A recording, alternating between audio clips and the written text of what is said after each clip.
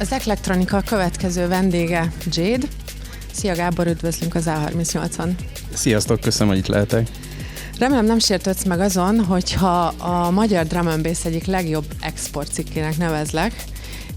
Hogy jutottál el idáig, mikor kezdtél zenével foglalkozni? Hát zenével már több mint 2 évtizede foglalkozom, és professzionális szinten 17 éve van az, hogy ebből élek. Eredetileg építészmérnök voltam, és a kettő egy kicsit egymásba folyt még, annak a vége felé ezt elengedtem, úgyhogy nagyon régóta csinálom. És drum and bass-el kezdődött? Alapvetően igen.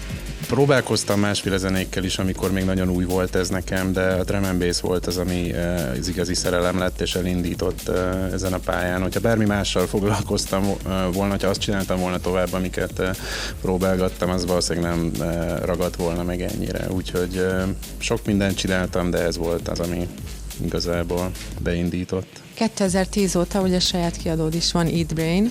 Így van. Mesélj róla egy kicsit.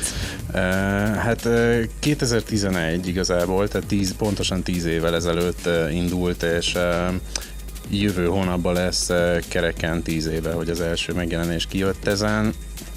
Amikor én ezt elkezdtem, akkor már majdnem egy évtizedes karrier volt mögöttem, és több mint 100 zeném jött ki, több mint 15 kiadón, szanaszét mindenfelé, és úgy éreztem, hogy szükségem lenne egy saját otthonra, egy olyan kiadóra, ahol sokkal egyszerűbb az élet, és büszkén oda tehetem magam mögé, hogy igen, ez én vagyok, és ez egy ideig így is volt. Aztán úgy alakult, hogy kiadóhoz szerződtettem olyan neveket, akik még nagyon gyerekcipőbe jártak akkor, és nagyon-nagyon gyorsan világsztárok lettek azután, hogy... Mondasz neveket? Például Matthews, Neon Light, Teddy Killersnek a leges-legelső megjelenése nálam volt. Úgyhogy bizony vannak itt csodák, de hát akkor az a kiadó az még nagyon baby volt, és ekkora ilyen gyorsan föltörő tehetségeket nem tudtam megtartani, illetve nem is akartam, mert nem lett volna fair, hiszen rögtön legnagyobb kiadókra kerültek. De arra jó volt ez a kis kaland, hogy ráébredtem, hogy valamiféle érzékem azért lehet ehhez, hogyha ilyen jól sikerült megtalálni ezeket az arcokat, és velük kezdeni, úgyhogy ráéreztem az ízére, és elkezdett pörögni a dolog, elkezdett kurulni az úthenger, és ma már ott tartunk, hogy több mint 120 megjelenés, és több mint 10 album, több mint 100 artist adta már a nevét. Ezt akartam kérdezni a statisztikákat, hogyha mondasz nekünk több még. Mint 35 országból, szóval elképesztő, hogy mennyire kinyílt ez a dolog onnantól, hogy alapvetően tényleg csak egy ilyen saját éléskamrának szántam ezt a dolgot annak idején. DJ karrierről kérdeznélek. Nem véletlenül fogalmaztam így, hogy te vagy Magyarország egyik legjobb export cikke drum and bass terén. Úgy tudom, hogy Európát is bejártad, tengeren túlon is voltál, mentél is volna idén is, vagyis tavaly pontosabban. Most a pandémia egy kicsit közbeszólt. Mik a tervek, vagy mik voltak? Lesz ebből valami bepótolva? Hát ugye az különösen fáj, hogy most ez a 10. évforduló, és ez egy hatalmas marketing lehetőség, tehát be volt tervezve már amerikai turné, hát világkörüli turné, Dél-Amerika, Ausztrália, Új-Zéland, minden már le volt szervezve, amikor ez az egész ragyogóan beütött nekünk. Hát az a baj, nem tudok mit mondani. Tehát itt ülünk egy év eltelt, és pont most vagyunk egy évvel azután, hogy ne aggódjatok, ez csak 3 hét lesz, ugye? Addig mossuk a chipset, meg minden, és majd 3 hét múlva bulizunk tovább. Eltelt egy év, és még mindig nem tudjuk pontosan, hogy mikor lesz vége, szóval nem tudom. Jelen pillanatban úgy érzem, mintha a Titanicot vezetném, de majd csak kikerüljük a végső jéghegyet, nem tudom tényleg. Nekem nagyon hiányzik, mert egyrészt ugye anyagilag iszonyatos érvágás, és olyan, mint a fuldokló éppen még a utolsó pillanatait, de lelkileg is azért ez borzalmas. Persze. Tehát nagyon egy olyan gondolat, és ezt sok mindenkitől hallom, és van, aki tudja csinálni, hogy be vagy zárva, tehát ez a legjobb, ilyenkor tud zenélni, alkotni. Végre van idő, és lehet alkotni, de nekem ez valahogy a visszájára sült el, az az igazság, mert nincsen motiváció, nincs az, hogy hétvégén ott játszom 10 000 ember előtt, és most addig mindenképp kész kell lenni, ott majd meg akarom mutatni mindenkinek, hogy mit tudok. Akkor téged inspirál is ez az egész. Abszolút inspirál.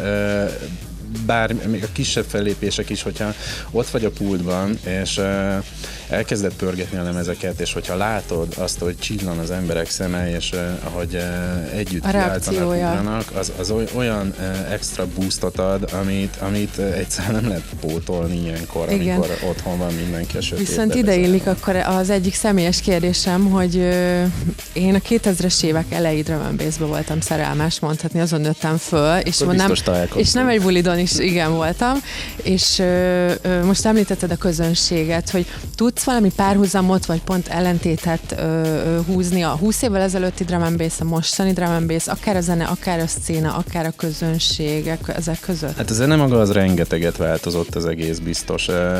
Akkoriban, amikor ez a stílus elkezdődött, a 90-es évek elején, közepén, akkor zenét írni privilégiumnak számított. Akkor csak az írhatott zenét, akinek volt hozzáférése egy stúdióhoz, vagy saját, ami megfizethetetlen, vagy pedig bérelték óra díjba, és ezért voltak egy-két napos számok, amik elég mai szemmel már lusta megoldásokkal dolgoznak, és egyszerűen a technika olyan sokat fejlődött az elmúlt évtizedekben, hogy most már sokkal kisebb erőbefektetéssel is sokkal jobb minőségű zenéket lehet csinálni. Szerintem ez mindenképpen előny.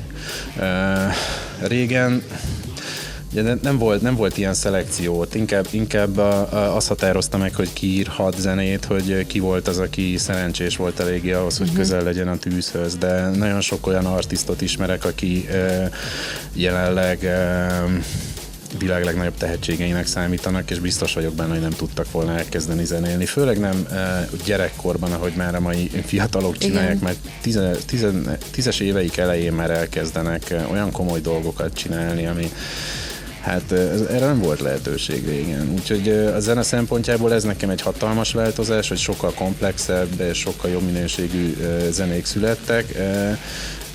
Persze azért ott van mögötte a nosztalgia, meg a déjà vu is, hogy de jó volt, ez régen minden jobb volt, ez ugye mindenkinek ott van, de azért, hogyha most azonnal elővesszük az összes régi cuccot és összehasonlítjuk a maival, akkor szerintem még a nagymamám is hallaná, hogy ég és föld a kettő között minőségben a különbség, és én, mint producer, ennek nagyon-nagyon örülök.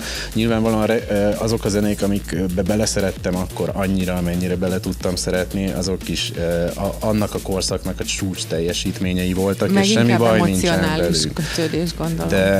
De más volt a szint akkor, persze. És más most a szint.